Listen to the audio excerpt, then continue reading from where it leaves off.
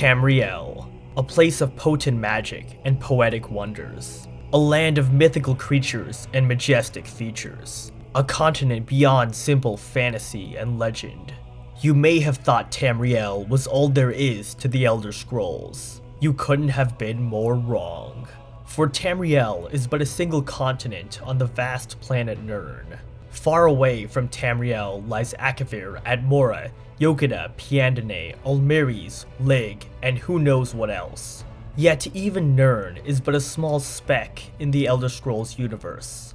Beyond Nirn are the moons Masser and Secunda, as well as the planets of Akatosh, Kynareth, Arkay, and the other divines. Surrounding these planets is Oblivion, the void between the mortal plane and Aetherius. Here lie the vast realms of the Daedric Princes.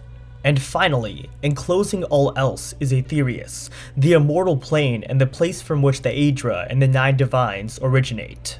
It is here, in this incomprehensibly vast universe known as Arbis, that the Elder Scrolls takes place.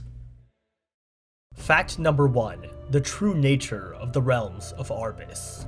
Nirn is at the center of the Elder Scrolls universe, and orbiting the planet Nirn are 8 planet realms. These planets each carry the same name as a different member of the Divines, Akatosh, Mora, Dibella, and so on. However, these planets aren't just named after the Divines, they are the Divines themselves.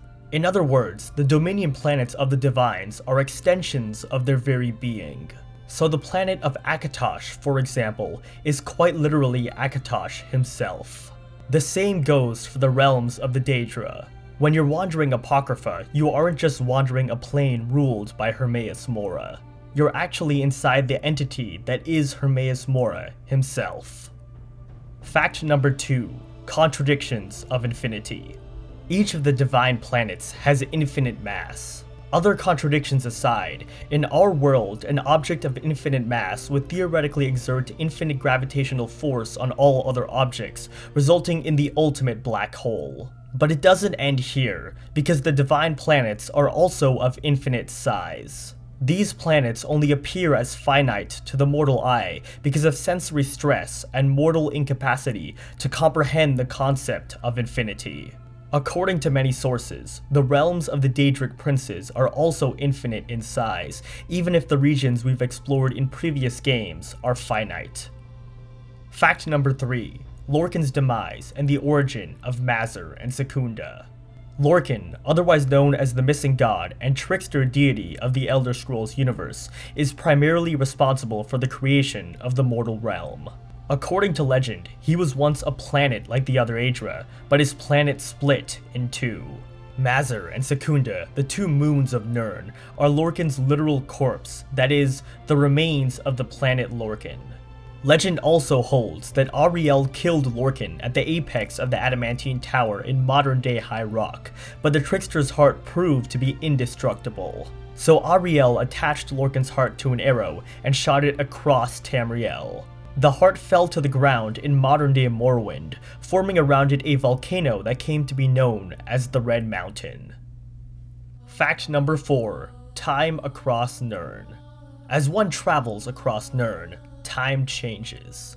Not in the same sense as in our world, where the sun rises and sets at different periods. Rather, the very nature of time warps as you move across Nirn. Atmora, a continent to the north, is a land frozen in time. A place where birds hang in midair, leaves fall but never hit the ground. Great armies of legend litter the battlefields, permanently locked in the decisive moment. Aldmeris, the original home of the elves, is said to be a continent lost in time. Yokuda to the west is the past, while Akavir to the east is the future. Lig, the mysterious continent said to be an imprint left by Tamriel when Nirn was folded up long ago, is believed to be located in a period of time so far away that it is neither the past, nor the present, nor the future. Fact number 5. The stars in the sky. Oblivion is infinite in size and surrounds Nirn, its moons, and the planets of the 8 divines. The only evidence of Oblivion's existence is the stars, which are holes in Oblivion made long ago by a group of Aedra called the Magna Gi. The stars are literal bridges through Oblivion to Aetherius, the plane of magic. They glow by virtue of the magic of Aetherius shining through. The largest tear in Oblivion is the sun, otherwise known as Magnus. It was created by an Aedra, also known as Magnus, and worshipped as the god of magic.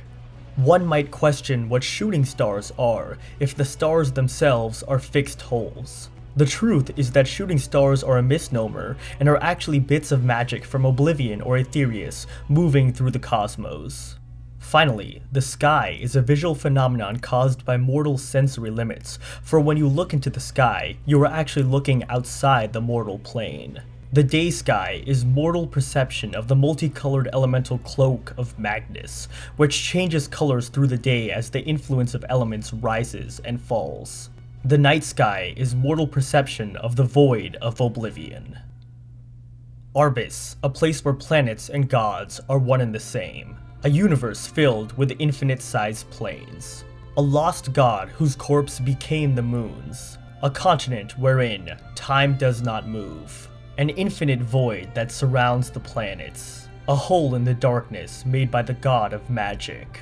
The universe of the Elder Scrolls is a vast vortex.